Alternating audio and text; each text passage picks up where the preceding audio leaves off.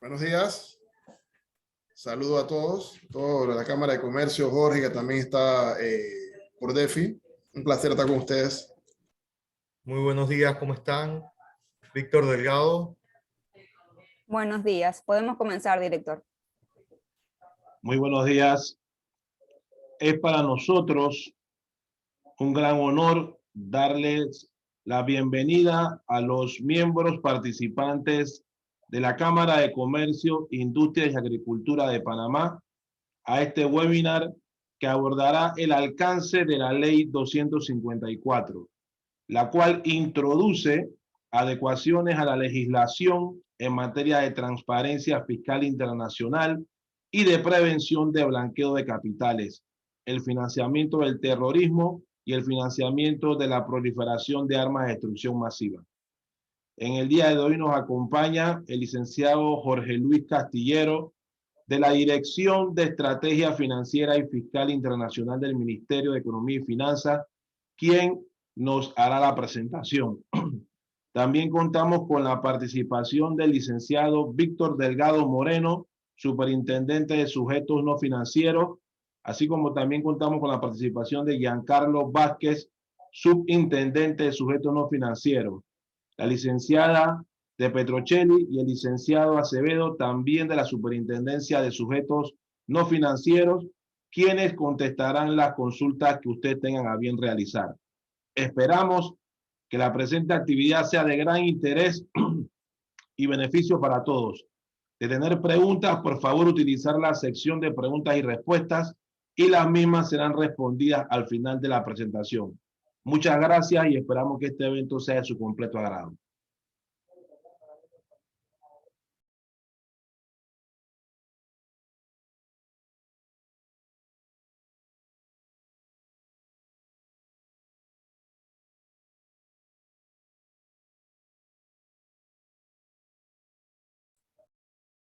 Licenciado Castillero, cuando Sí. quiera. Sí, muchas gracias. Ya me permiten compartir pantalla y empezamos.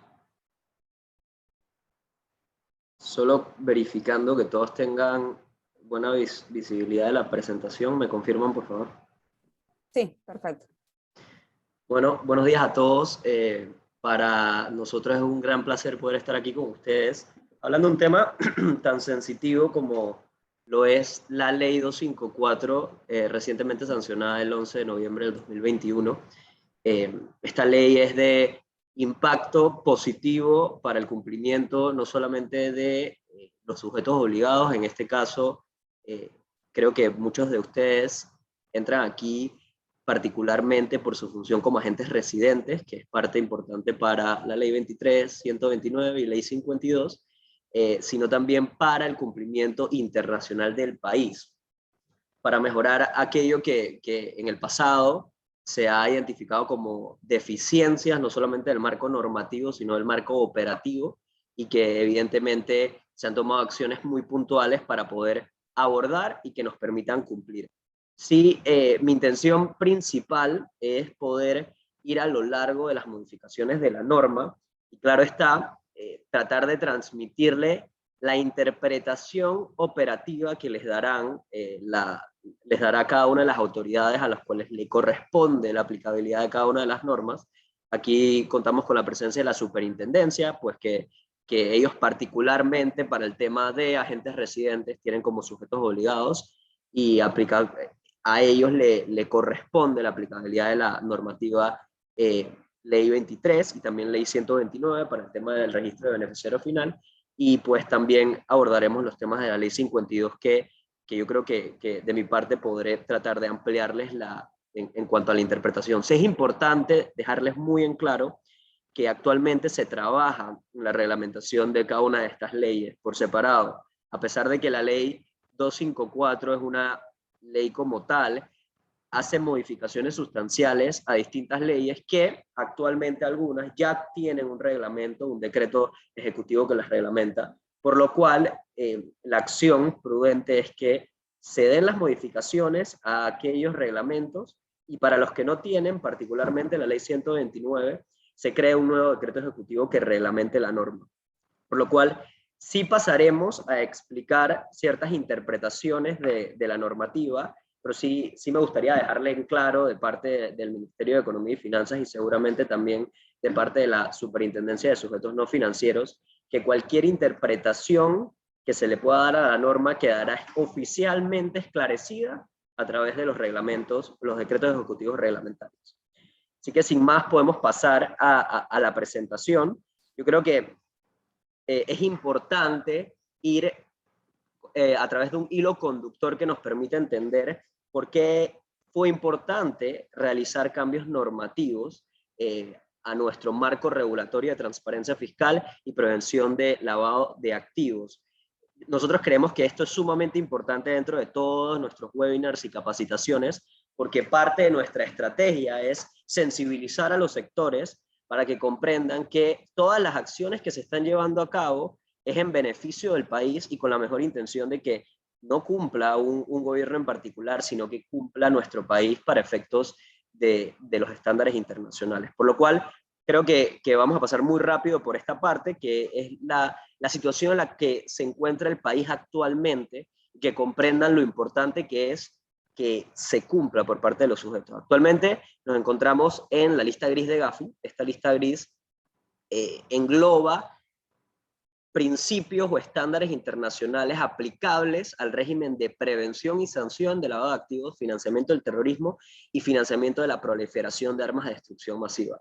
La realidad de Panamá es que inicialmente, cuando entramos a la lista, teníamos un plan de acción de cumplimiento de 15 acciones muy puntuales. Ese plan de acción, de las autoridades que tenían injerencia o que tienen actualmente injerencia en el cumplimiento del plan de acción son distintas. Nosotros aquí en el MEF, aparte de ser la Dirección de Estrategia Financiera y Fiscal Internacional, tenemos la Secretaría Técnica de la Comisión Nacional contra el Blanqueo de Capitales. Nuestra labor ha sido una coordinación de todas las autoridades, obviamente un estricto apego a la normativa y con una voluntad coadyuvante para que podamos cumplir a través de varias autoridades. Podemos mencionar, en este caso, la Superintendencia de Sujetos No Financieros, Superintendencia de Bancos, Ministerio Público, Unidad de Análisis Financiero, entre otras. Esta lista gris, que prevé un plan de acción de 15 acciones, actualmente contamos con el cumplimiento en gran medida de 7 de las 15, es decir, que a Panamá le hace falta cumplir 8 acciones puntuales del plan de acción para considerar la salida de Panamá de la lista gris.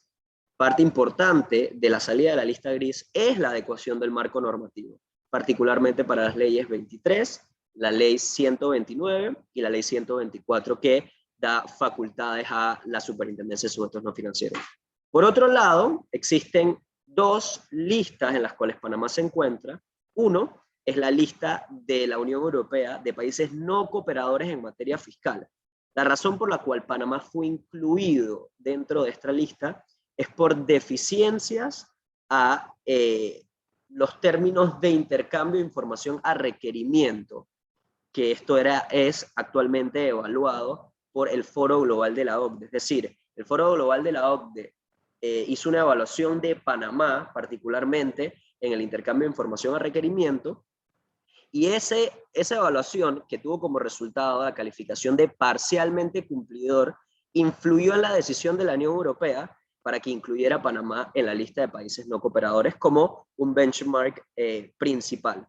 Adicionalmente, y muy recientemente, se incluyó un nuevo benchmark, que es la evaluación de nuestro sistema fiscal. Ellos consideran que existen particularidades en nuestro sistema fiscal que no permiten una adecuada interacción que impida la doble no imposición o la doble imposición, cualquiera de los 2 escenarios, y que Panamá requiere hacer adecuaciones importantes a su régimen fiscal para poder avanzar en el cumplimiento particularmente de los requerimientos de esta lista. Y adicionalmente hay otra lista, que es la lista de la Unión Europea para blanqueo de capitales, que está estrictamente relacionada con la lista gris de Gafi. Inicialmente, Panamá fue incluida en la lista de la Unión Europea de países con deficiencias en su marco normativo y operativo del régimen de prevención de blanqueo de capitales, pero adicionalmente se incluyeron dos nuevos elementos a consideración. decir, que el cumplimiento para la salida de esta lista no solamente implica la salida de la lista de Gafi, que tenemos un avance sustancial y seguimos y seguiremos avanzando, sino también la evaluación de 2 puntos elementales dentro de nuestro régimen de prevención, que casualmente están muy relacionados con el trabajo que ya se ha venido haciendo, por lo cual no quisiera usar la palabra, no sería complicado, pero no es excluyente lo que han requerido a lo que actualmente hacemos, hemos venido haciendo y seguiremos haciendo. Y eso de nuestra parte nos deja un poco tranquilos, porque si seguimos el trabajo como lo hemos venido haciendo, podremos ser excluidos de estas 2 listas en particular. Se me pasó decirles que todas las modificaciones a la normativa de la Ley 52 atacan primordialmente las deficiencias identificadas para efectos de los países no cooperadores en materia fiscal, es decir, la lista de la Unión Europea sobre este elemento. Y eso nos ha llevado a una consecuencia muy directa, que es una ley alemana que seguramente muchos conocen, que se implementó, bueno, la ley fue aprobada con implementación a 1 de enero del 2022, en donde aplican medidas restrictivas a cualquier empresa alemana que haga negocios con Panamá. Y esto es estrictamente relacionado con las deficiencias identificadas para la lista de la Unión Europea de países no cooperadores en materia fiscal. Algunas de las consecuencias que se prevén dentro de la ley alemana es que exista una prohibición de deducción de gastos, de esos gastos operativos que tengan empresas alemanas en Panamá y que evidentemente no lo puedan deducir dentro de a la base imponible, y como consecuencia directa, esto hace el costo operativo de una empresa alemana en Panamá mucho más alto, lo cual es una importante afectación. También existen elementos importantes en la retención de impuestos y evidentemente hay una aplicación mucho más costosa de las relaciones, por ejemplo, las transacciones bancarias que puedan existir entre estos 2 países a través de sus ciudadanos y todo lo demás. Esto tiene un impacto económico y es sustancial, diríamos, pero no es excluyente al trabajo que se ha venido haciendo, por lo cual debemos dejar claro que todas las acciones que tenemos dentro de la estrategia nacional que comentábamos hace un rato son acciones que van a llegar a quizás a enmendar o a subsanar eso que algunos países han identificado como deficiencias, y que evidentemente va a tener un impacto positivo en la exclusión de las listas y la inaplicabilidad de medidas unilaterales por parte de, en este caso particular, Alemania. Y esto es un dato contextual, solamente para que el foro identifique las listas en las cuales se encuentra Panamá y los países en los cuales que acompañan a Panamá en estas listas. En la primera columna de izquierda a derecha tienen a la lista gris de Gafi. Ojo, es importante comprender que el listado no está en un orden particular, simplemente se enumeró, pero no tiene ninguna relevancia el orden en el que están listados. También está la lista de la Unión Europea de blanqueo. Regularmente los mismos países que componen una componen la otra, pero esto no es un hecho cierto, esto es algo que ocurre regularmente, pero no es estrictamente que ocurra así siempre. Y la lista de la Unión Europea en materia fiscal, que es un poco más pequeña, con menos países, pero que igual representa importantísimas acciones por parte de nuestro país y por parte de todas las autoridades que están implicadas. Y existe la lista negra, que seguramente ustedes han escuchado, Panamá no se encuentra en ella, la lista negra de Gafi particularmente, y si ven, hoy actualmente existen 2 países. La razón por la cual estos 2 países están aquí es porque no ha habido un compromiso por parte de los países en hacer modificaciones a su régimen normativo y operativo. Ese no es el caso de Panamá. Panamá ha presentado su compromiso del más alto nivel técnico y político, y las acciones han tenido sus resultados positivos y prevemos que existan resultados positivos en los próximos meses. Y ahora ya entrando un poco en materia de por lo cual estamos aquí, que es la aplicabilidad de la ley 254. Muchos de ustedes conocen, esta ley modifica varias leyes, la ley 23 de 2015, que es la ley que adopta medidas para el régimen de prevención de blanqueo de capitales, esta ley le aplica a muchos sujetos, entre esos financieros y no financieros, y el listado de los financieros y no financieros que seguramente conocen, y hay muchas autoridades que son autoridades competentes para la aplicabilidad de esta norma, entre esas la Superintendencia de Sujetos No Financieros. La Ley 51 del 2016, que establece el marco normativo para el intercambio de información. Esta ley es de 2016 y la razón por la cual se le hicieron ciertos cambios que fueron muy particulares, no fue una norma que dentro de esta ley 254 fue radicalmente modificada, se hizo para adecuar algo que en su momento no se había incluido, particularmente una penalidad ante una autocertificación que no se hiciese de la manera correcta y se ajustó el marco sancionatorio. La ley 52, que como comenté hace un momento, es el que permite el intercambio de información a requerimiento, particularmente la información de los registros contables, que es un tema quizás muy relevante dentro de este foro, hablaremos más adelante. La ley 124, que simplemente atacó algunas deficiencias en cuanto a las facultades por parte del regulador, en este caso la Superintendencia de Sujetos No Financieros, otorgándole mayores facultades para que se pudiese hacer su trabajo de manera más efectiva y que el alcance del mismo nos permitiese no solo al sujeto obligado a cumplir, sino también al país cumplir, por todo el tema del régimen de prevención.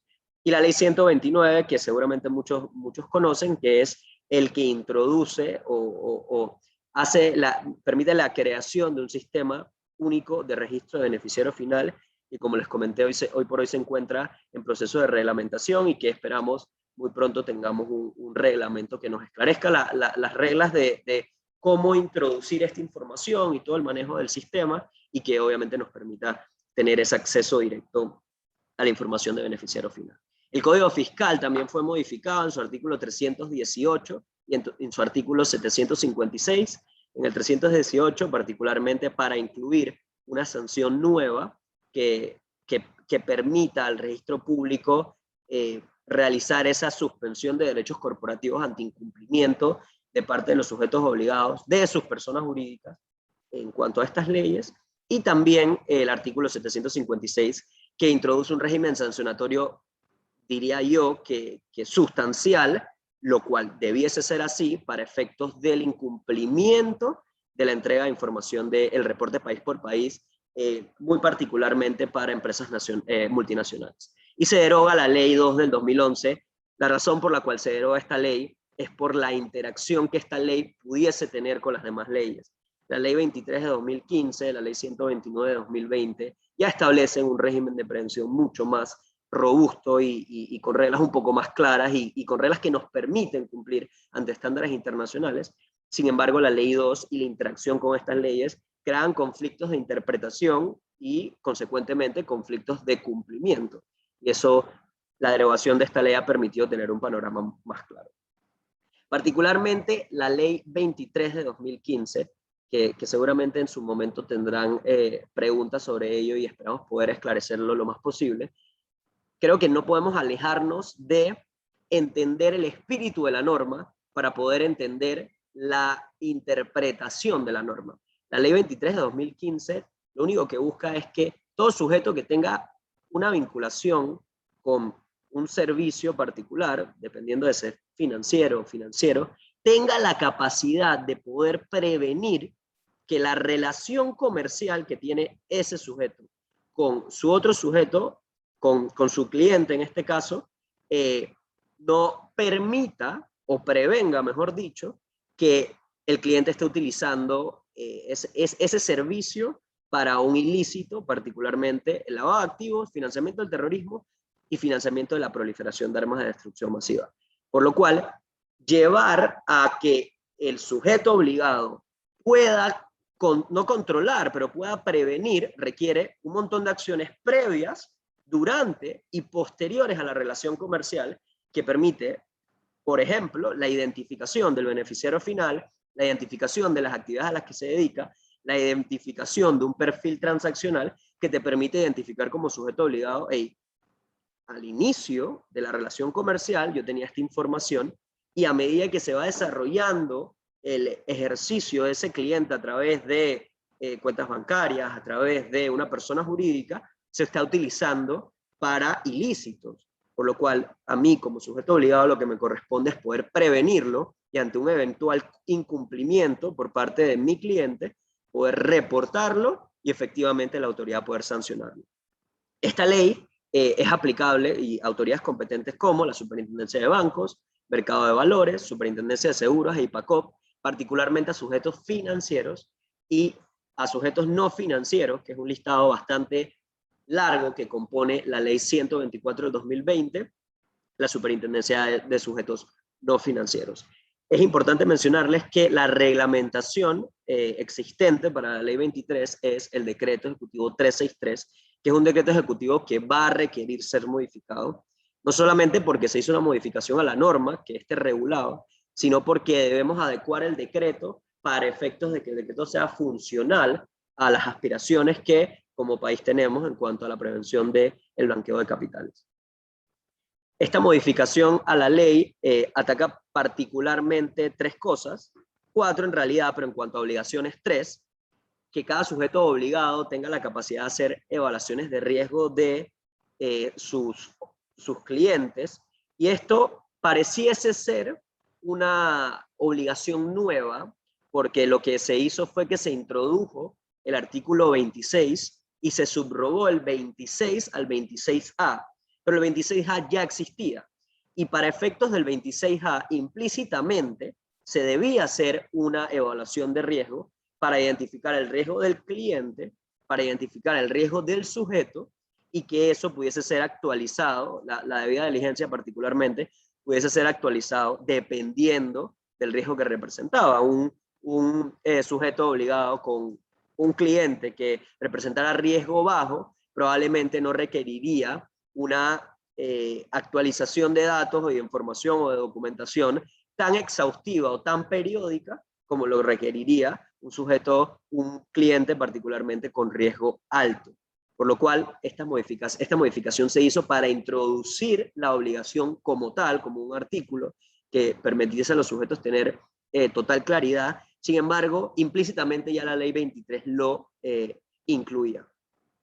Las modificaciones del artículo 38 y 39 de la ley 23, particularmente conocer la naturaleza del negocio del cliente y monitorear las actividades, es una nueva obligación que se le introduce a los sujetos obligados no financieros. Estos artículos ya existían, pero eran aplicables al sector financiero y todos los sujetos que eran considerados sujetos obligados financieros. Y ahora se introduce esto de nuevo para que esto tuviese mucha relación con el espíritu de por qué existe un régimen de prevención.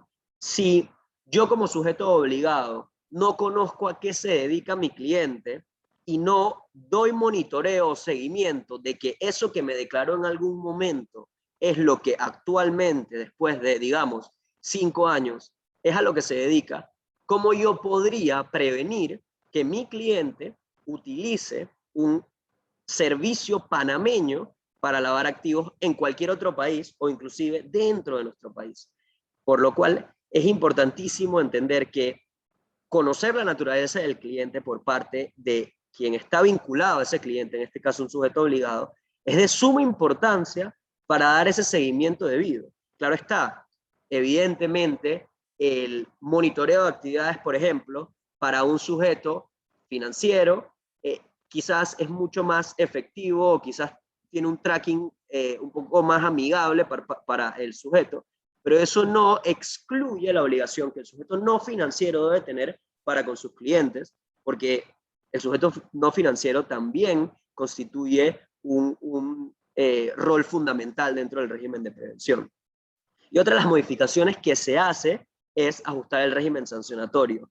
Esto sí tiene una implicación directa en nuestro plan de acción de Gafi, pues porque una de las cosas que se identificó al momento en donde se evaluó a Panamá es que no existía un régimen sancionatorio que fuera disuasivo, proporcional,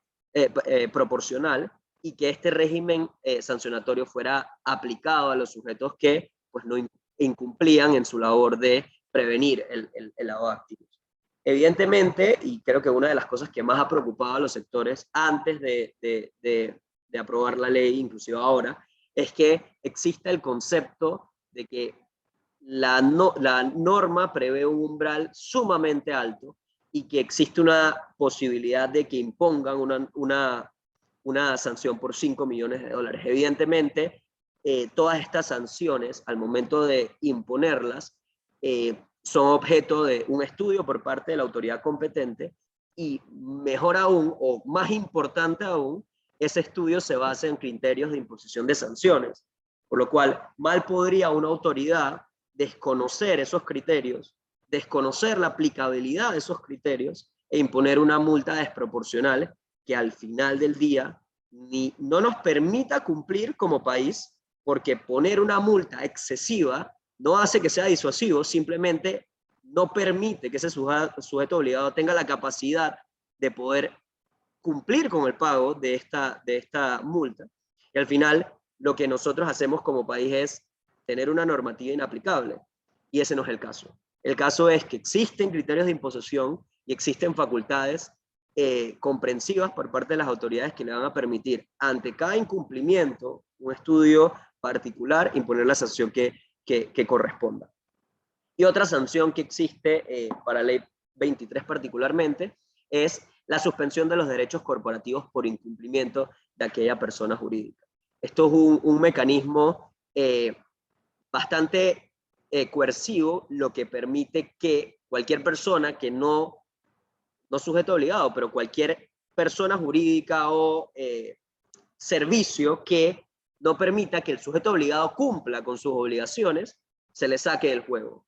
Porque al final sabemos todos que seguramente los que estamos aquí hacemos negocio y lo que queremos hacer es que el negocio no solamente sea productivo, sino sano para nuestro beneficio y para beneficio de todo el país. Y aquellos que no cumplen no deberían estar al mismo nivel de consideración de aquellos que se esfuerzan por cumplir.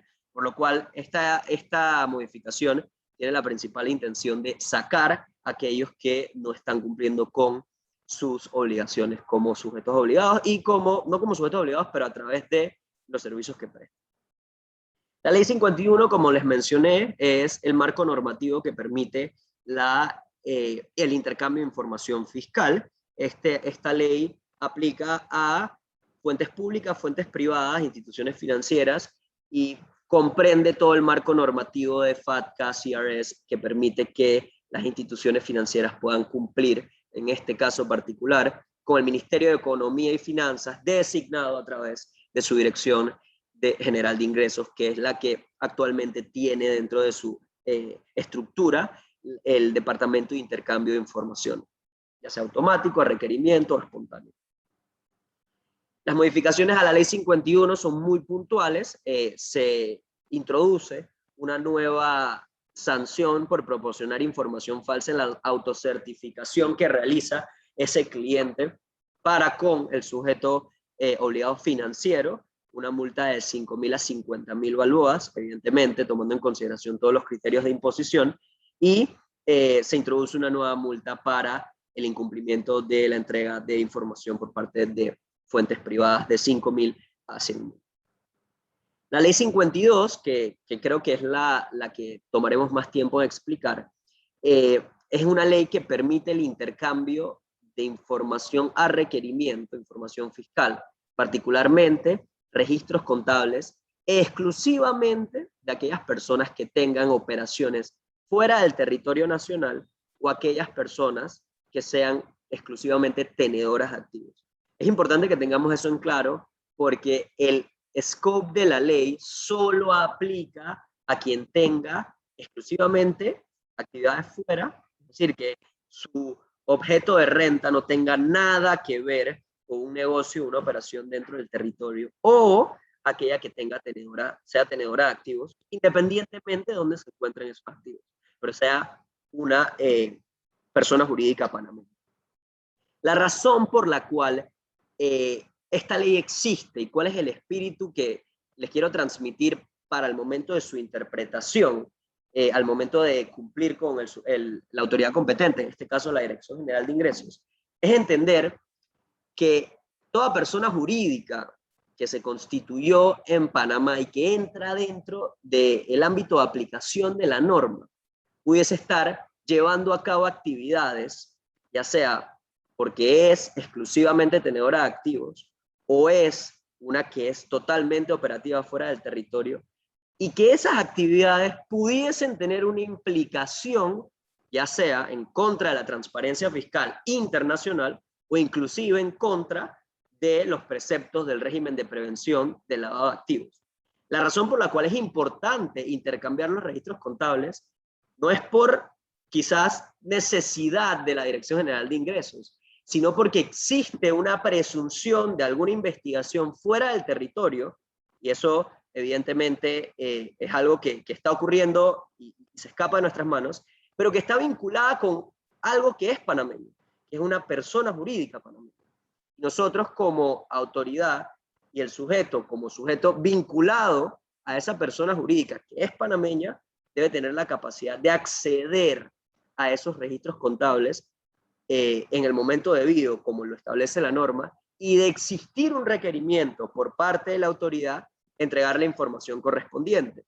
Es decir, que en este caso, el sujeto obligado, el agente residente particularmente, es un intermediario porque es el que tiene las obligaciones con la Dirección General de Ingresos, en este caso, de la Dirección General de Ingresos y esa persona jurídica que pudiese estar implicada en una investigación. Pero si existió un requerimiento, la autoridad debiese poder cumplir con la entrega de los registros contables. Anteriormente, la obligación era que el agente residente supiera dónde estaban esos registros contables y que si existiese un requerimiento, él simplemente se comunicara con la persona que él tenía dentro de sus archivos como quien preparaba, quien custodiaba esos registros contables, ya sea fuera o dentro de Panamá, y que el agente residente compartiera la información con la Dirección General de Ingresos y que ésta a su vez lo compartiera con la autoridad requiriente.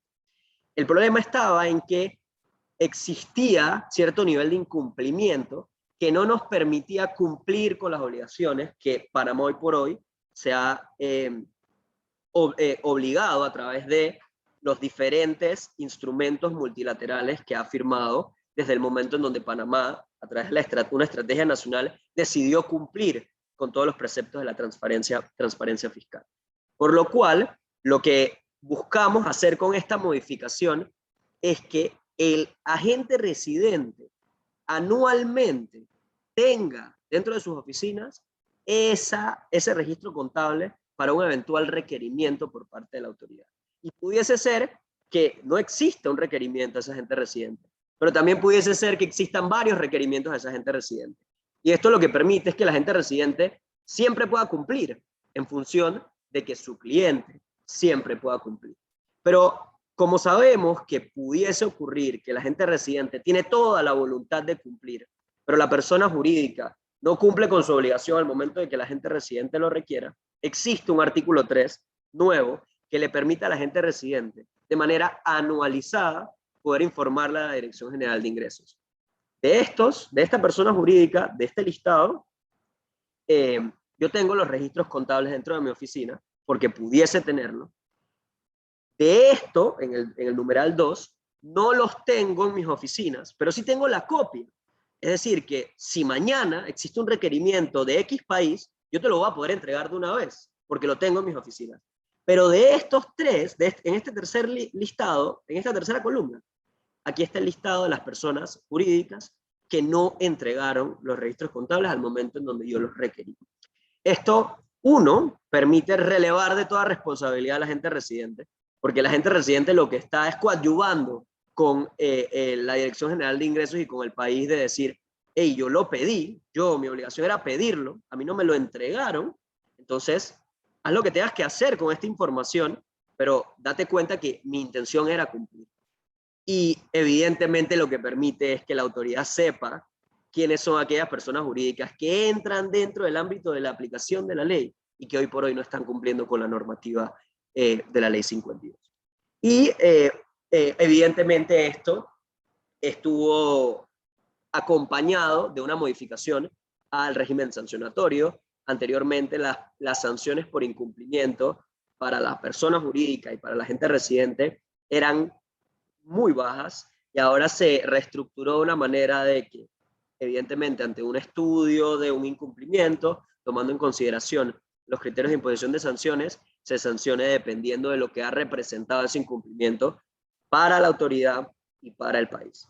En términos generales, lo que va a ocurrir el otro año, y como lo establece la norma, es que todas las personas jurídicas que se hayan constituido antes del 12 de noviembre del 2021, que es la fecha en donde inició o quedó en implementación la norma, porque se sancionó el 11 de noviembre, tendrán hasta el 12 de mayo para poder cumplir, del 2022 para poder cumplir con esta obligación. Es decir, el agente residente pudiese ya estar requiriendo esa información, bueno, no ya, pero al momento en donde concluye el año fiscal, y que la persona jurídica tendrá hasta el 12 de mayo para poder aportar esa información al agente residente.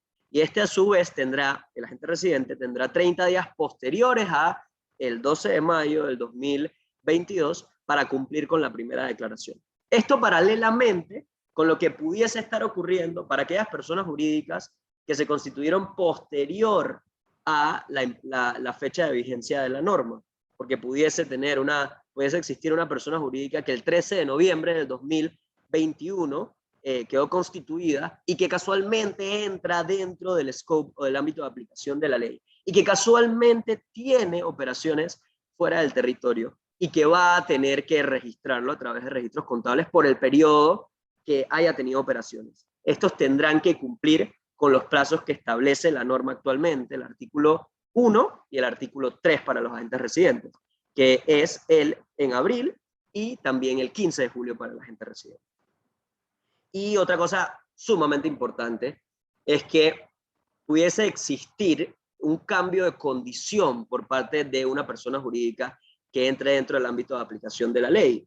Cambio de condición, llámese que esta persona jurídica quedó inactiva, posteriormente se disolvió, o fue redomiciliada, o se escindió. Cualquier cambio de condición de esa persona jurídica no excluye la obligación de la persona jurídica de mantener los registros contables por 5 años a partir, como menciona la norma, del último día en donde se dio la transacción. ¿Por qué esto es importante? Uno, porque pudiese perfectamente existir un requerimiento en el 2023 de algo que ocurrió en el 2021 porque se estaban llevando las investigaciones y fue en ese momento en donde la autoridad dijo, ahora yo requiero que Panamá cumpla con este requisito. Y si existió, por ejemplo, una disolución por parte de esa persona jurídica, Panamá no podría cumplir si no es a través de la obligación de que esta persona jurídica mantenga por 5 años estos registros contables. Y dos, es que el estándar internacional prevé el término de 5 años. Es decir, que si existiese un requerimiento de no 5 años, sino 6, perfectamente Panamá pudiese decir, ya para efectos de esa persona jurídica, ya se le venció el término de custodia de esos registros contables y ni el agente residente que le toca cumplir, ni la persona jurídica que también le toca cumplir, ni la autoridad que también le toca cumplir, estarían ante incumplimiento, porque el estándar en el cual se basa esta normativa es un estándar que prevé en los 5 años de custodia. Y las modificaciones, que ya los hemos conversado un poco más, las modificaciones a la ley 52 es una obligación de remitir anualmente al agente residente los registros contables. Es importante que se tenga en cuenta esto. Inclusive, si la contabilidad no se está llevando dentro de las oficinas del agente residente, esa agente residente no solamente debe conocer el dato de contacto, la dirección y todo lo que implica la ley, de donde están los registros contables de esa persona jurídica, sino que también debe requerir una copia anual de esos registros contables. No existe una exclusión para el agente residente de decir, ya yo sé dónde están mis registros contables, los registros contables de esa persona jurídica, yo no tengo la obligación de requerirlos. No es así. Todo agente residente que sea agente residente, personas jurídicas que entren dentro del ámbito de aplicación de la ley, debe cumplir con la normativa de requerirlo anualmente y posteriormente declararlo ante la Dirección General de Ingresos. Salvo las exclusiones que el artículo 1 de la Ley 52 actualmente prevé. Y como mencionamos, aquí se hizo un ajuste al régimen sancionatorio, se elevaron las sanciones de $5.000 a $1 millón para las personas jurídicas, de $5.000 a $100.000 para los agentes residentes, y se introdujo la suspensión de derechos corporativos de personas jurídicas. Antes de pasar a la siguiente filmina, yo sí quisiera dejar en claro algo, porque quizás pudiese existir la interpretación de si ya yo cumplí con declarar qué persona jurídica no cumplió con entregarme los registros contables, yo estoy relevado de toda responsabilidad. Y efectivamente, particularmente para esa persona jurídica, el agente residente estará relevado de toda responsabilidad porque en ese caso en particular cumplió con el debido proceso o con lo que le correspondía. Pero sí pudiese existir una supervisión por parte de la autoridad que permite identificar que existen personas jurídicas que entran dentro del ámbito de aplicación de la ley, pero que no fueron declaradas por el agente residente en la declaración anual que debe hacer. Por lo cual, existe un incumplimiento y por eso existe un régimen sancionatorio para el incumplimiento del agente residente. Para la autoridad, evidentemente no es la intención y no, bajo ningún concepto es la prioridad, pero también como pueden existir personas que utilizan servicios panameños para cometer ilícitos, pudiesen existir agentes residentes que no cumplen con la normativa, y creo que todos en este foro estaríamos de acuerdo que, como nosotros, todos tenemos la voluntad prioritaria de cumplir. Aquellos que no cumplen deben ser sancionados de la manera ejemplar como lo establece la norma. En cuanto a la ley 129, el ámbito de aplicación de esta norma es a toda persona constituida, vigente, persona jurídica. Estas personas jurídicas lo vincula la normativa, aquellas que por ley requieren a un agente residente para su funcionalidad. Y en el caso de nuestro marco normativo, se prevén las sociedades anónimas, las fundaciones de interés privado y las sociedades de responsabilidad limitada. Las autoridades competentes para efectos de esta norma son varias, pero es la Superintendencia de Sujetos No Financieros la única que está habilitada para el manejo de la información y también el mantenimiento y todo lo que eso implique del sistema único de beneficiario final. La razón por la cual existen otras autoridades como autoridades competentes bajo esta normativa es porque estas autoridades, por sus facultades, son autoridades que, uno, realizan investigaciones y dos, comparten información internacionalmente a través de todos los convenios a los cuales se encuentran adscritos como autoridad de cooperación internacional. Entonces, pudiese existir un eventual caso que la Dirección General de Ingresos deba conocer la información de beneficiario final de una persona jurídica y que esta autoridad tenga la posibilidad de, tomando todos los pasos que no solamente la ley, sino la reglamentación prevé, acceder a esta información a través de la Superintendencia de Sujetos No Financieros.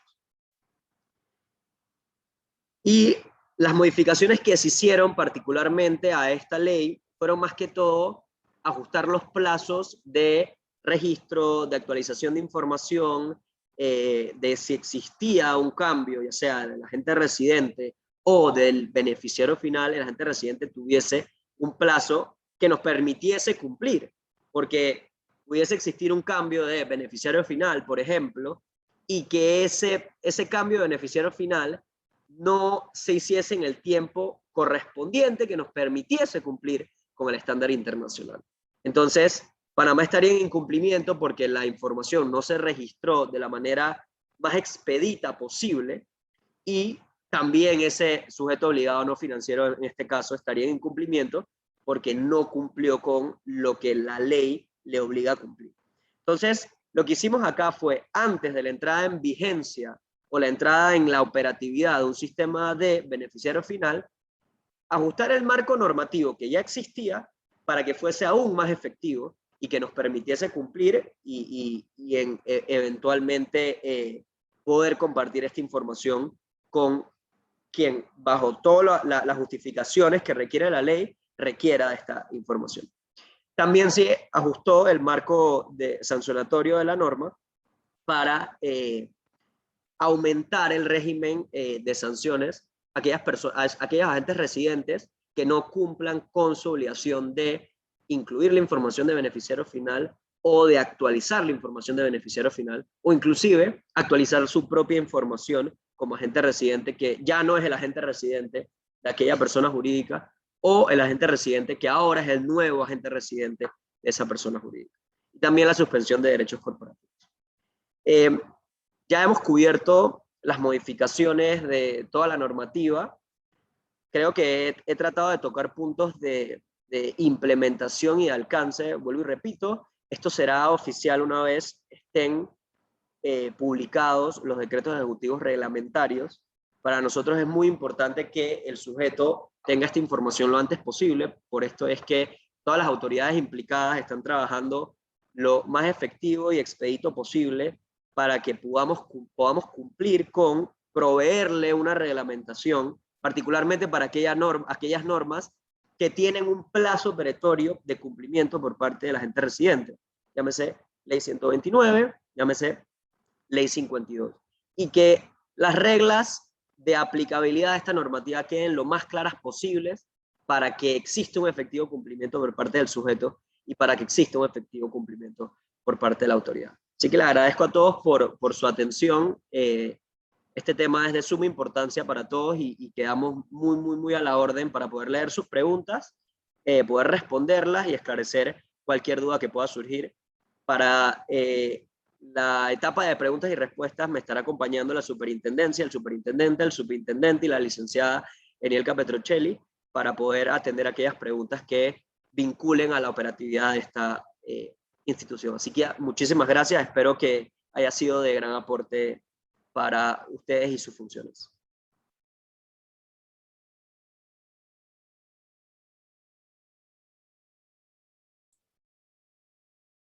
Muchísimas gracias, licenciado. Vamos a proceder a leer las preguntas. ¿Cuándo estiman que estará lista la reglamentación? Bueno, no sé en qué momento salió esa pregunta. La reglamentación de la ley 129 ya está en etapas finales de revisión por parte de la superintendencia. No tenemos un plazo específico, pero nuestra intención es lo antes posible antes de, no que culmine el año, pero en los principios meses del año. Y la reglamentación de la ley 52 también se encuentra en trabajo paralelo por parte de la autoridad que le corresponde aplicarla, que es la Dirección General de Ingresos, con la intención de que también en los primeros meses del año, enero, febrero, tengamos una reglamentación, sin perjuicio de que sea antes y que tengamos la claridad de la normativa mucho antes de que la tengamos que aplicar. Perfecto. En el caso del listado que se haga de las entidades que no cumplan con mandar las copias de los registros contables, ¿el agente residente está obligado a renunciar posteriormente al envío del listado? ¿Qué pasa si el cliente envía los registros posteriormente a la declaración que se haga de que no se tenían los registros? ¿Hay forma de actualizar ese listado antes del siguiente año? No existe obligatoriedad de una renuncia por parte del agente residente, pero sí existe una condición, y es que si existe un incumplimiento por parte de la persona jurídica, pudiese haber una suspensión de derechos corporativos de esa persona jurídica y una eventual disolución o liquidación de esa persona jurídica. Entonces, si no existiese una renuncia por parte del agente residente, lo cual no está obligado a hacer, pero tiene la facultad de hacerlo, independientemente haya o no haya incumplido la persona jurídica, por otro medio esa persona jurídica pudiese estar fuera del negocio porque queda sus derechos corporativos suspendidos. En cuanto a la actualización, recordemos que existe un plazo perentorio para el cumplimiento. Eventualmente el siguiente año se va a poder actualizar porque esto es de actualización anual, pero la intención es que la declaración que se hace por parte de agente residente certifique que se tienen los registros contables del año fiscal inmediatamente anterior, es decir, que para 2022 yo debo poder tener los registros contables de 2021, para 2023 los de 2022. Entonces, yo veo poco probable que se pueda actualizar para que se evidencie un cumplimiento por parte de la persona jurídica, puesto que existe un plazo fatal dentro de la norma para que, uno, la persona jurídica pueda cumplir y, claro, el agente residente también. Y si se dan cuenta, desde el momento en donde la persona jurídica debe remitir los registros contables al momento en donde el agente residente debe realizar su declaración, hay un plazo de varios meses en el medio, de abril a julio, creo, si no me equivoco en estos momentos, pero está en la normativa, que inclusive le permitiría cumplir. Entonces ya de por sí existe un plazo de gracia por aquellas personas jurídicas que no cumplieron.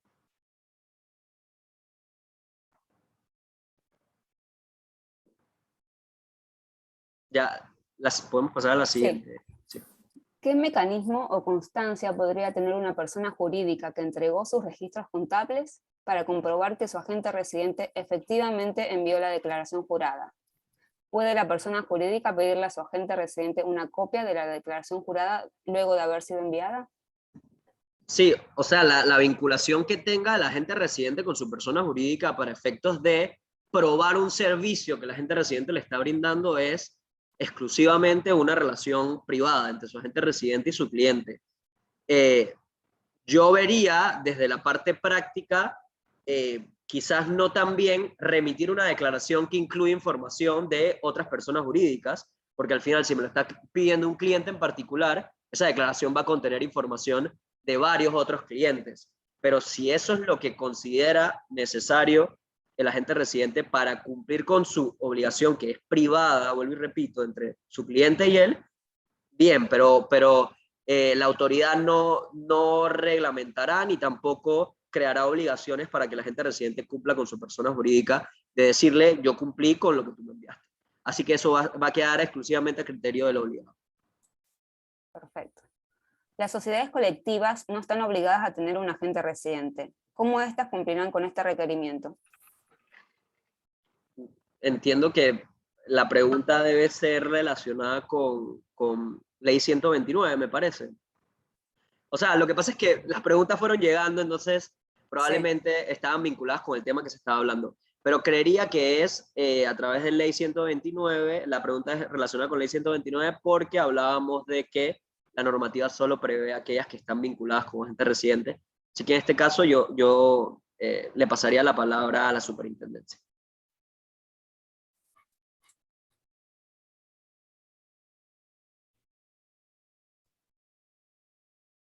Nielka, ¿tú podrías responder esa pregunta para ver si hay una claridad con respecto a ello? Sí, buenos días. Conforme a lo establecido en la ley 129, pues se refiere a una ley que aplica a los agentes residentes en las cuales fungen como personas jurídicas. En este sentido, puedo mencionar que la normativa es para el registro de agentes residentes, así como también del registro de las personas jurídicas en las cuales fungen como agentes residentes. Muchas gracias. Déjenme ver porque tenemos en el chat también varias preguntas.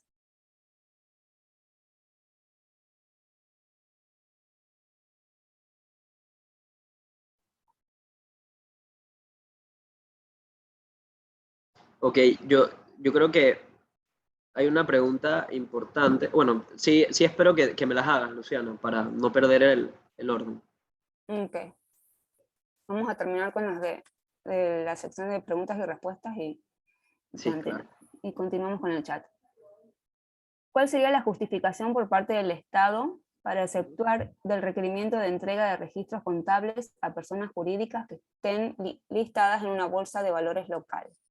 Que es una información que es pública y por lo tanto no estaría obligado bueno, sí estaría obligado, pero es una información de fácil acceso. Recordemos que el espíritu de la normativa, de la ley 52, lo que busca es tener acceso a esa información. Partimos del hecho de que queremos tener acceso por un eventual requerimiento, no que existe la necesidad de siempre compartirlo. No es el caso, pero pudiese ocurrir que en ningún momento la Dirección General de Ingresos le haga un requerimiento a un agente residente. Estoy convencido de que dentro de este panel existen agentes residentes que tienen como clientes personas jurídicas que entran dentro del ámbito de aplicación de la ley Y en ningún momento la Dirección General de Ingresos se ha volteado a preguntarles dónde están los registros contables. Aun cuando esta obligación viene de 2017, porque esto es una norma de 2016 que entró en vigencia en 2017. Entonces, muy particular respuesta a la pregunta. Esto es una información de fácil acceso por parte de la autoridad y en el eventual caso que existe un requerimiento, la autoridad podría acceder y compartirlo. Podemos pasar a la siguiente. En el 2022, la obligación es de tener registros contables de los últimos 5 años, 2017 a 2021. Sí, de hecho, desde el 2017 existe esa obligación. En este caso, la obligación de la persona jurídica desde 2017 es tener la información de sus registros contables a partir de ese año de resguardo por 5 años. Entonces, si hacemos una línea de tiempo, en el 2017, por ejemplo, hiciste tus registros contables, lo tienen que mantener por 5 años más. Ya, cuando transcurran los 5 años, ya del 2017, no lo tienes que mantener, entonces el último año vigente es 2018 y así se va. Lo importante es que siempre al momento del requerimiento existan, o no al momento del requerimiento, siempre en el año vigente en el que estamos, la persona jurídica tenga 5 años para atrás de registros contables. Eso es lo que te requiere el estándar y es lo que la normativa panameña busca hacer que se cumpla. Okay. Otra pregunta, no me queda claro si los obligados son solo aquellos que tienen operaciones comerciales en el extranjero. ¿Puede el registro público a partir de la fecha sin el reglamento listo solicitar se incluya en las actas de cambio de agente residente y disolución de la aplicación de lo establecido en el artículo 18 de la ley 254? Claro, y gracias por la pregunta. Eso es algo que mi intención era esclarecer porque hemos recibido múltiples preguntas relativas a eso. El registro público actualmente no tiene la posibilidad de, uno, hacer una diferenciación entre aquellas personas jurídicas que tienen operaciones afuera o tienen operaciones adentro, o aquellas que solamente son tenedoras de activos. Puesto que solamente los activos registrables panameños son los que el registro público puede alcanzar porque son activos registrables a través del registro público. Y porque al momento de uno inscribir una corporación, una persona jurídica, hace un listado exhaustivo, lo normal o lo regular en la práctica, de todas las actividades, sin describir exactamente dónde se va a llevar esas actividades. El plan estratégico del país es que eventualmente, en un tiempo muy corto, esperamos, que exista una interoperabilidad entre la información del registro público, la información del sistema de beneficiario final, la información de la Dirección General de Ingresos, que nos dé claridad, porque todo debiese ser un espejo, que nos dé claridad de cuáles son aquellas personas jurídicas que operan fuera del territorio nacional y, por tanto, cuáles son aquellas personas jurídicas que están obligadas a la normativa de registro público. Entendemos que han existido casos en donde, por ejemplo, se ha parado una escritura de disolución de cambio de agente residente porque no se tiene con esta certificación, pero es una cosa que nosotros como Dirección de Estrategia Financiera y Fiscal y el MEF estamos abordando con el registro público para que no sea un problema al momento de inscribirlo mientras esté en implementación. Para nosotros esta era la oportunidad de crear el marco normativo o de ajustar el marco normativo para que a luces largas eso fuese lo que estuviese implementado, y es por eso que está en la normativa. Así que la respuesta sencilla a su pregunta es que hoy por hoy no existe la posibilidad de hacerlo, eventualmente existirá, y esa normativa o ese particular artículo, que me parece que es el 4 o el 5 de la ley 52, entrará en vigencia y en aplicación total. Muchas gracias. Este reporte que tiene que presentar el agente residente anualmente en mayo debe estar o cuadrar con la declaración de renta jurídica presentada. Lo que pasa es que no es tan fácil responderla porque no existirá una declaración de renta para aquellas que, a menos que declaren que no son operativas, pero en cuanto a la transaccionalidad, y es precisamente por eso que se requiere el registro contable, Panamá en particular no graba renta por aquellas rentas que se generen fuera del territorio. Por lo cual, en términos generales, muy simples, no existe la posibilidad de comparar tu declaración de renta con tu registro contable para efectos de esa persona jurídica. Sí, esa es la respuesta principal. Ahora, si el ámbito de aplicación de la norma fuera mucho más extensivo, evidentemente tendría que compararse y evidentemente tendría que tener cierto tipo de relación. La declaración de renta no exactamente es preparada con todos los documentos que implica un registro contable, que eso va a quedar mucho más claro en la reglamentación, pero sí, en términos generales la respuesta es no tendría por qué validarse porque no existe una obligatoriedad de declarar renta para personas que no tienen operatividades o que no generan ingresos dentro del territorio. Perfecto. La reglamentación referente a la Ley 52 establecerá lineamientos de fondo y forma de que deben contener los registros contables. Por otra parte, ¿estos registros contables se deben adjuntar junto con la declaración o solo se deben tener en archivos y se deben aportar en caso de un requerimiento específico por autoridad competente? La primera pregunta es que sí, nuestra principal intención, y esto es lo que estamos aspirando a hacer y el trabajo lo sustenta, es que la reglamentación tenga claridad de forma y de fondo para un correcto cumplimiento por parte del agente residente. Es decir, que ustedes como agentes residentes sepan exactamente lo que le tienen que pedir a su cliente y que justamente sea eso lo que como país nos permite cumplir. Por la segunda pregunta que me haces, no, la declaración, y es por eso que voy a ahondar un poco más en esto. Como agente residente, ustedes están obligados a recibir la información. Sin embargo, no existe una obligación automática de darle esta información a la Dirección General de Ingresos. Lo que sí existe para la agente residente es declarar lo que establece el artículo 3.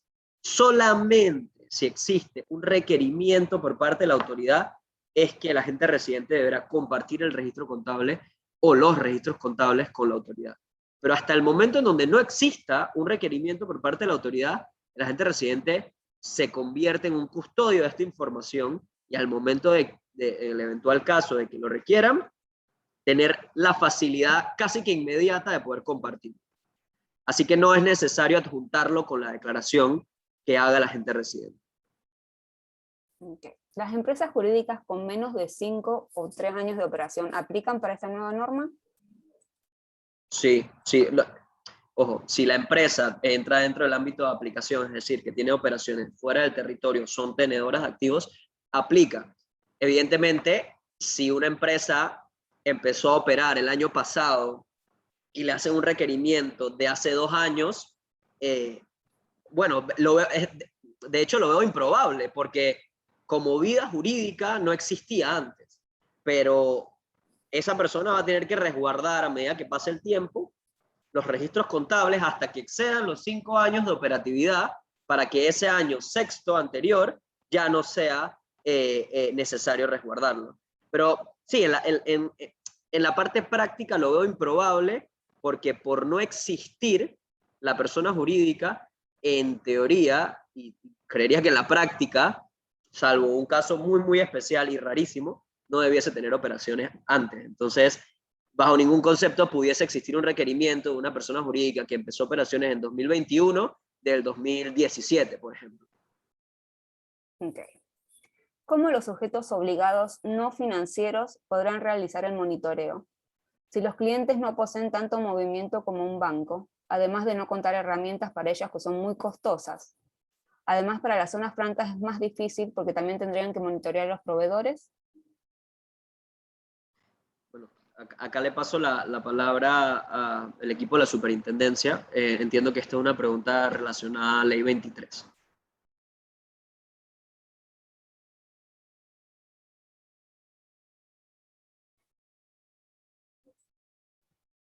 ¿Cómo estás, Luciana? Mucho gusto. ¿Podrías repetir la pregunta para...?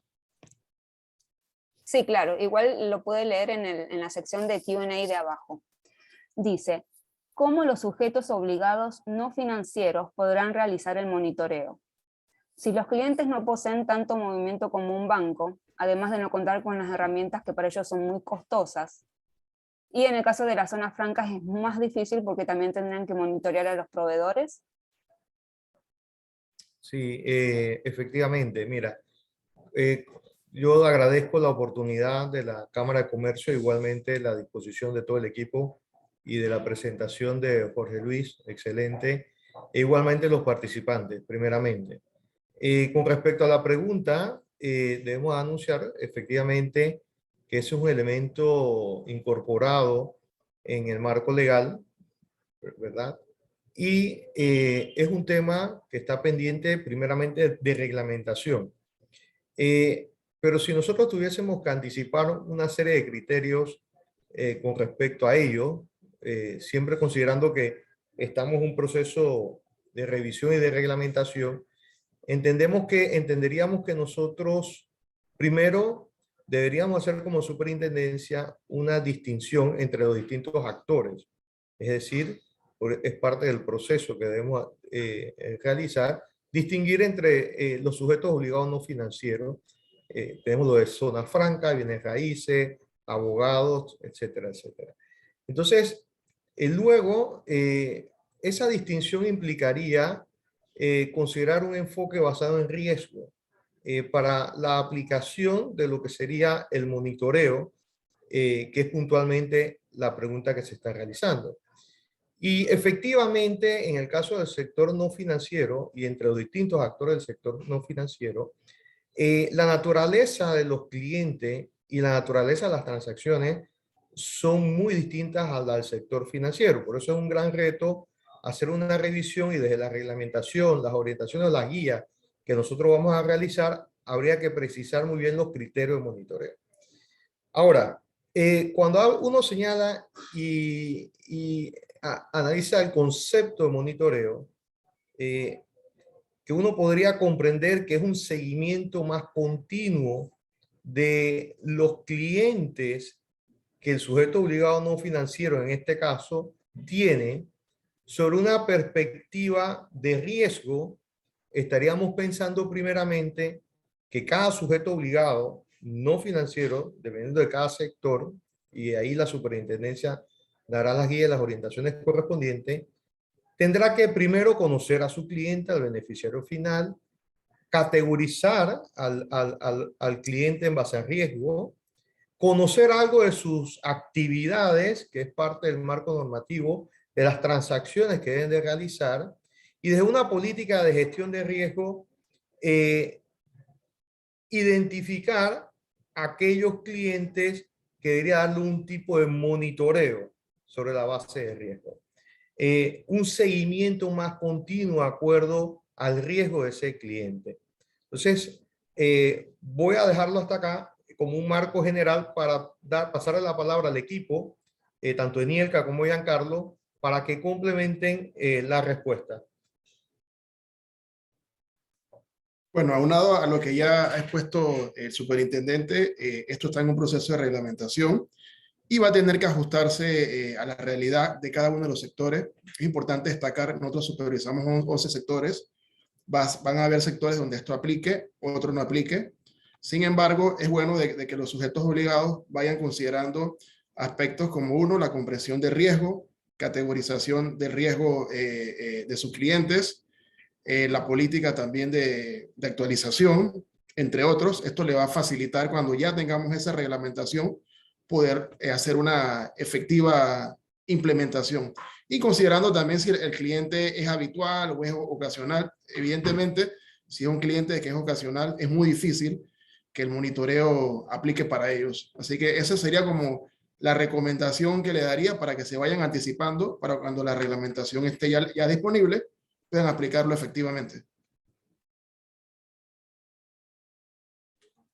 Sí, para agregar, finalmente también es importante que al momento de hacer la debida diligencia, los sujetos obligados conozcan, además de la información de sus clientes, también de las actividades a las cuales se dedican, por ejemplo, en el caso de las personas jurídicas, confirmar, requerir el tipo de actividad que realizan, darle un seguimiento a las actividades de su cliente, y en el caso de que haya alguna alerta o hecho que pueda salirse de lo declarado o algo que no coincide con lo solicitado y lo requerido en el momento de iniciar la relación contractual con el cliente, entonces allí hay que incrementar lo que es el monitoreo y el seguimiento a su cliente. Podríamos, Luciana, y esperemos que podamos responder bien la pregunta, y este tema es muy importante y se relaciona con otros temas, porque efectivamente la norma y la recomendación sería no ver la norma o la ley en un tema como un checklist de cumplimiento, sino de una gestión de riesgo. Por eso que se ha precisado sobre el concepto de riesgo y la gestión. En ese sentido, ver que el monitoreo nos va a permitir algo que es muy importante, un adecuado monitoreo. Uno podría estar pensando, perfil de alto riesgo, imagínense el cliente, perfil de alto riesgo, un PEP o un cliente en una jurisdicción de alto riesgo. Entonces, nosotros tenemos que precisar esto en la reglamentación, pero estaríamos apuntando de una gestión de riesgo. Porque hablar de monitoreo habla de un seguimiento continuo de ese sujeto que tiene ese perfil. Y si uno conoce a su cliente y uno le da un seguimiento y en base a riesgo, un monitoreo a un cliente, deberíamos tener la capacidad de cumplir con otra consecuencia de la norma, que es tener los expedientes y la información y la documentación de esos clientes y beneficiario final correspondiente debidamente actualizados.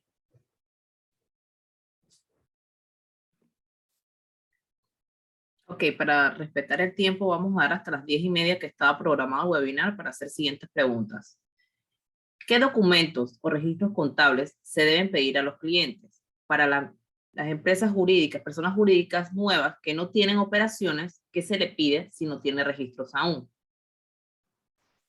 Gracias, Ileana, por tu pregunta. Es importante tener en claro el ámbito de aplicación de la norma. Esta norma solo es aplicable a aquellas personas jurídicas que tengan operaciones fuera del territorio o que sean tenedoras de activos. Sí existe la posibilidad de que exista una persona jurídica que simplemente se haya creado y que no haya tenido operatividad, y en su caso, evidentemente no va a tener registros contables. Pero la autoridad debe tener la posibilidad de certificar que evidentemente existe una persona jurídica que no está teniendo operaciones. Pero el ámbito de aplicación de la norma, estrictamente como está establecida, no tendría la obligación de aportar ningún registro contable, porque no existe una operación, a menos que exista un registro, una certificación de no operaciones, y eso, si se contempla, se contemplará dentro de la reglamentación, pero en términos generales no hay una obligación directa para estas personas que no tienen operaciones.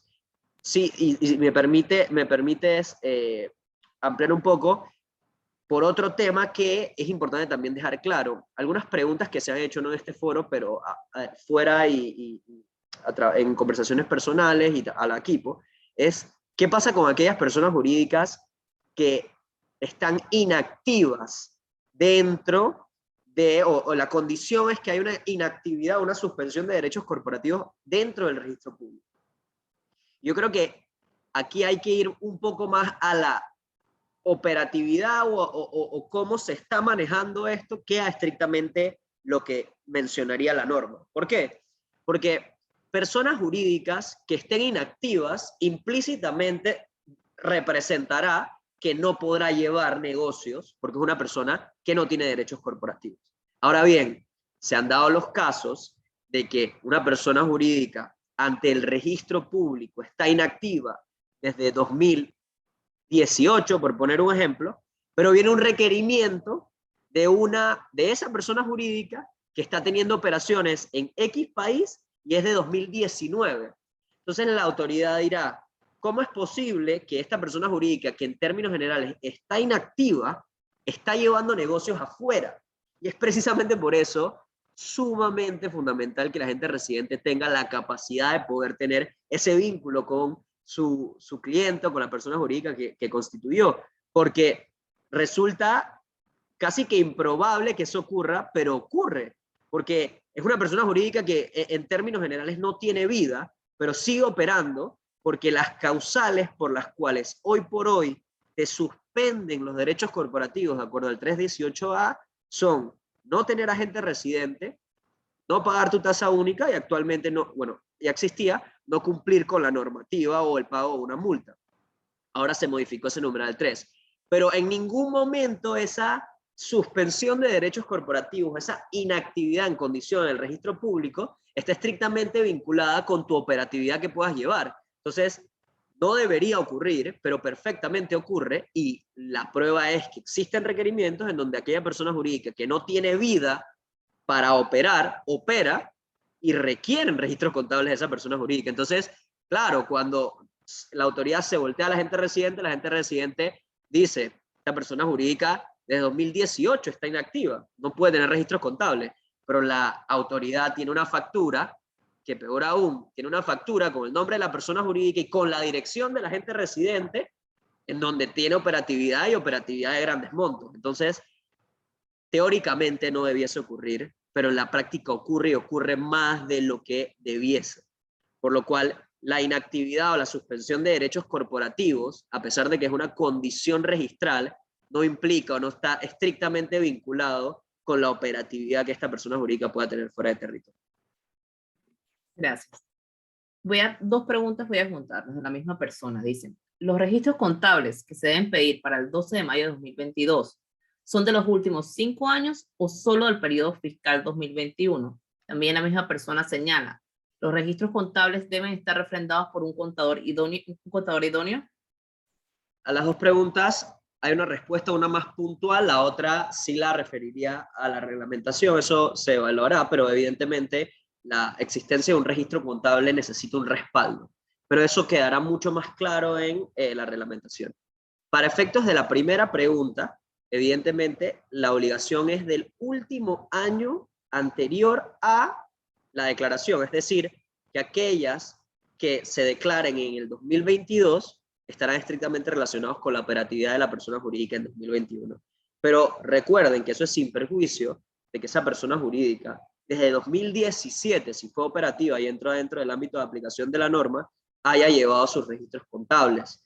Porque pudiese existir el caso, y es perfectamente posible, de que se haga una declaración, se reciba el registro contable, se haga una declaración, pero esa persona, y se declaró en 2021, pero el requerimiento el próximo año sea del 2019, por ejemplo, porque la persona jurídica ha llevado operaciones desde que se constituyó, y dentro de nuestra normativa, el 2019 era un año en donde quizás no había que entregar en físico el registro contable, pero sí había que llevarlo por parte de la persona jurídica. Entonces, sí, la respuesta sencilla es, para el 2022 son del año 2021, sin perjuicio de que la obligación se mantenga durante los 5 años anteriores. Gracias. ¿Cómo debería ser la correcta evaluación de riesgo a clientes y cuándo no venderle? Voy a apoyarme en la superintendencia. Bueno, buenos días nuevamente. Es una interesante pregunta.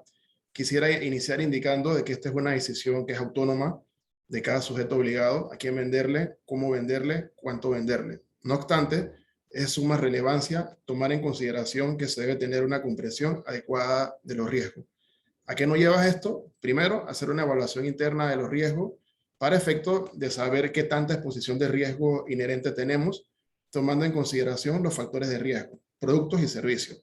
¿Qué vendo? ¿Qué servicios ofrezco? Clientes, si mi cliente es una persona natural, es una persona jurídica, si es nacional, si es extranjero, si vive en Panamá, si vive en el exterior, si opero en distintas jurisdicciones, esto también debo considerarlo. Y también debo considerar los canales de distribución, o sea, cómo capto ese cliente, lo capto de manera presencial, lo capto por un medio virtual o lo capto por otro mecanismo. Posterior a eso, debo evaluar si tengo políticas y procedimientos para mitigar los riesgos. Ya logré hacer eso, defino entonces mi política de admisión de cliente que está amarrado a la categorización de riesgo de cliente que debo hacer. Debo categorizar mis clientes atendiendo al país donde ellos operan, la actividad que los mismos realizan, las jurisdicciones de los representantes legales, directivos, entre otros. Posterior a eso, cuando ya capto un cliente, digamos un posible cliente o un cliente que sea habitual, en atención a la categorización de riesgos, si es riesgo vago, lo más seguro es que le voy a poder vender con una debida diligencia algo simplificada, si es un riesgo medio, un perfil de riesgo medio, una debida diligencia básica, y si el perfil de riesgo es alto, evidentemente voy a hacer una debida diligencia ampliada, siempre tomando en consideración que pueden haber ciertas transacciones o operaciones inusuales, es decir, aquellas que pueden estar asociadas a blanqueo de capitales. De ser así, debo identificarla, hago un examen especial. Si presta mérito, hago un reporte de operación sospechosa. De no prestar mérito, procedo a venderle. Siempre tomemos en cuenta de que al momento de que vamos a aceptar una transacción, tenemos que evaluar si tenemos riesgos, si tenemos controles conmesurados con esos riesgos. Recordar siempre que de no tenerlo, estamos internalizando ese riesgo, estamos asumiendo ese riesgo del cliente, y la consecuencia puede ser nefasta. Puedo tener un riesgo operativo, puedo tener un riesgo legal, un riesgo reputacional, y esta combinación puede llevar a que los esfuerzos de muchos años de constituir un negocio sólido puedan verse afectados y tener pérdidas económicas y financieras. Espero haber respondido la interrogante.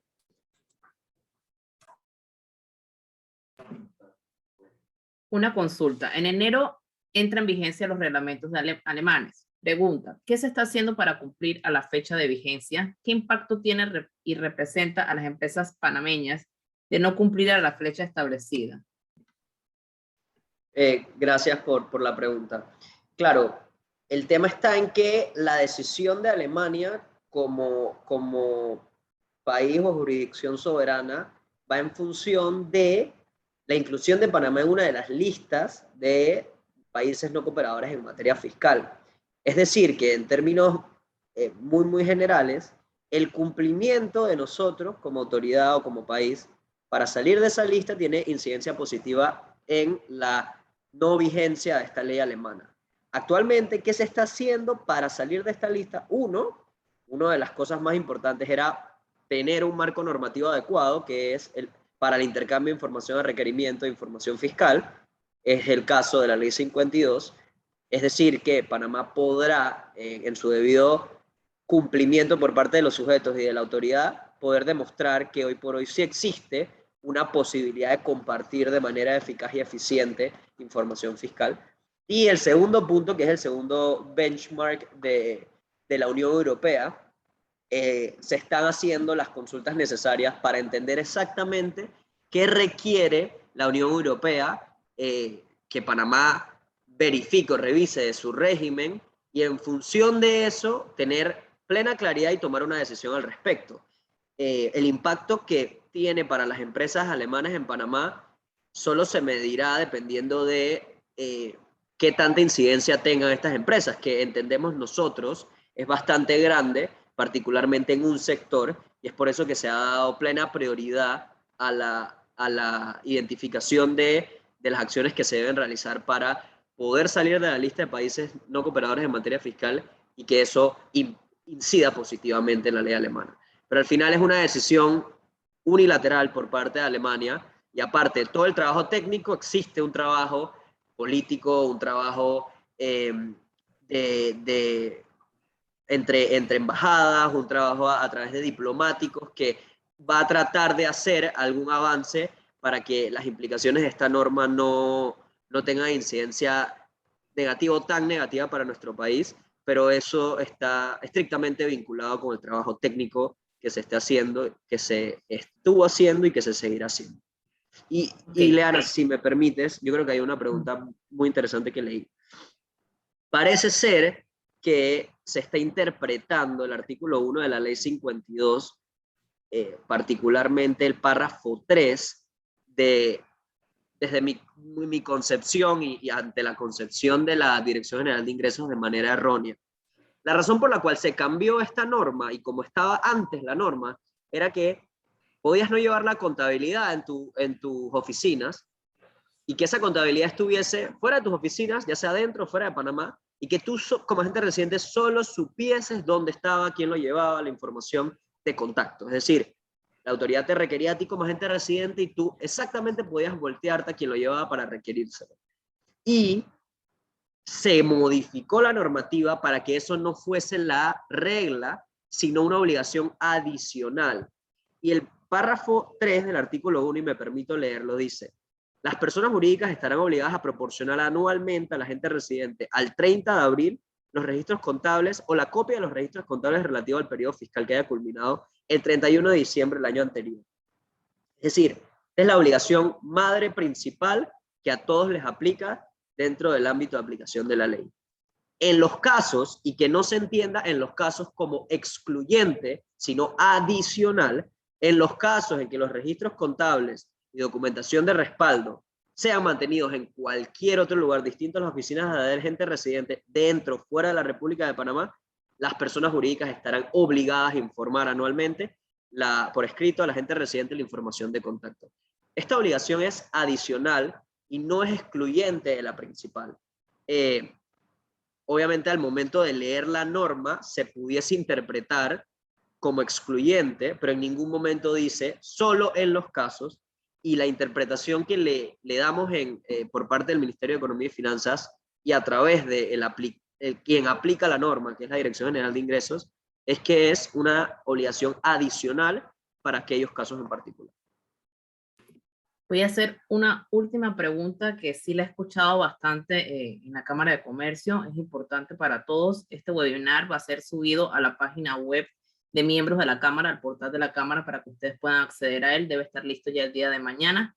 Y al final, si tanto el superintendente Delgado quiere dar unas palabras finales y también el licenciado Castillero de algo que ustedes consideren que es importante transmitirle al público.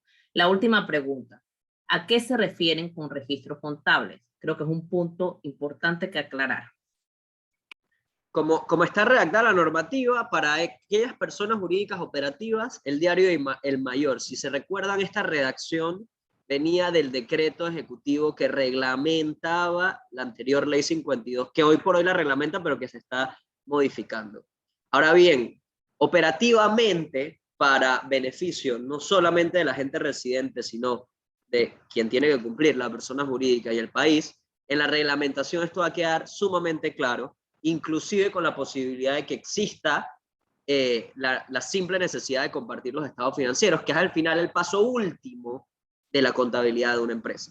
Eso hace que sea, uno, mucho más práctico, dos, mucho más fácil por parte de quien debe cumplir, y tres, mucho más fácil para la autoridad. Ahora bien, esto es evaluando los requerimientos que se hacen y evaluando que al momento de cumplir con esos requerimientos, cumplamos con la información que requiere la autoridad requiriente.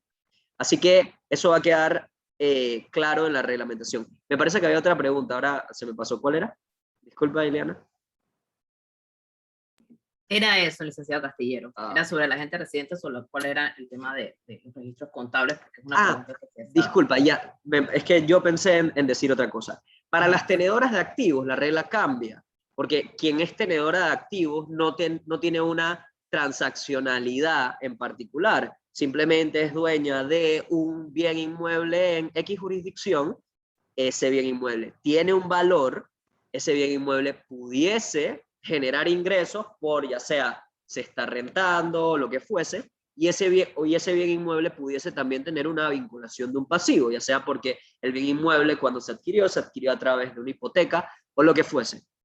La información que debe proporcionar el que es tenedor de activos es sustancialmente distinta a quien tiene operatividad. Y es simplemente lo que dice la norma, que demuestre el valor del activo, si hay vinculación de un pasivo y si existen ingresos por parte del uso o el uso propio o el uso de terceros de este bien. Esto también quedará muy, muy esclarecido para efectos del cumplimiento de la agente residente a través de la normativa reglamentaria.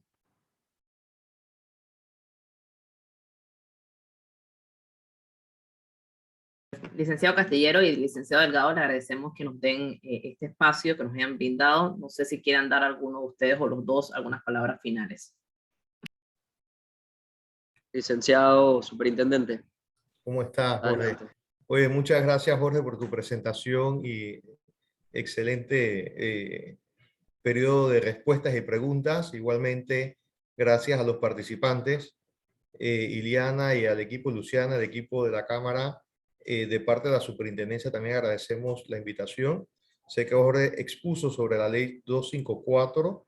Nosotros la invitación la aceptamos para estar a fin de corresponder a las preguntas que que son pertinentes a la competencia de la Superintendencia de Sujetos No Financieros.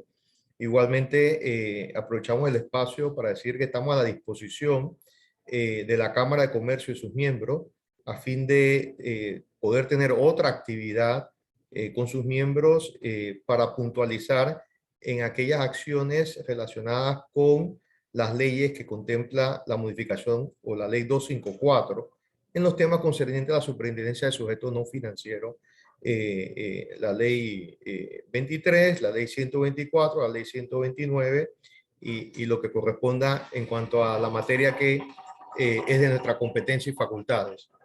En cuanto a un mensaje final, Luciana, Iliana, de parte de la Superintendencia de Sujetos No Financieros, decirle a la Cámara y a los miembros de la Cámara, de su equipo directivo, el esfuerzo que la Superintendencia de Sujetos No Financieros está realizando a fin de cumplir los objetivos que le corresponde como autoridad en materia sustantiva, es decir, en los aspectos sustantivos que nosotros realizamos, que es la supervisión y regulación en los aspectos de los sujetos no financieros, conforme el marco legal de blanqueo de capital y financiamiento del terrorismo. Pero en esa medida, indicar que es cierto que estamos en unas listas grises que nos indicó y nos señaló y explicó muy bien Jorge.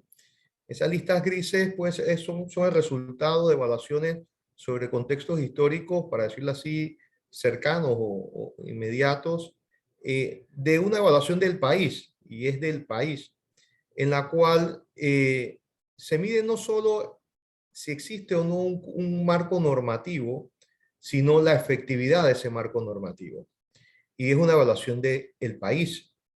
En ese sentido, cuando nosotros apuntamos a la efectividad por parte del país, no es la efectividad, por ejemplo, únicamente que se radica en la autoridad, sino de todo el sistema. Y por eso es muy importante estos espacios de capacitación, de formación o de orientación que podemos tener con los distintos actores y fundamentalmente los actores sujetos obligados no financieros, en nuestro caso, los actores privados, porque en la lógica del sistema de prevención, el actor fundamental es precisamente el privado, el sujeto obligado no financiero, cuando decide libremente prestar servicios o dar un bien o un producto o un servicio a sus clientes.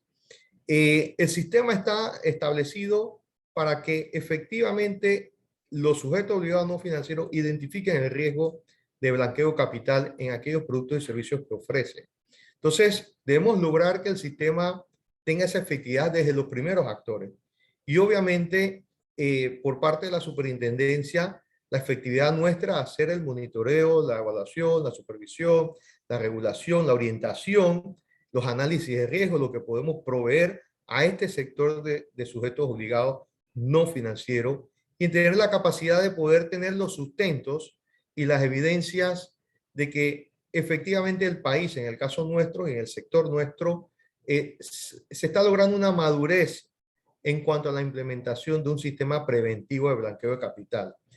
No solo es un tema de hallazgo para fines de sanción, sino también evaluamos y valoramos positivamente los hallazgos que demuestren que hay cumplimiento en la implementación de los mecanismos de control de blanqueo de capital.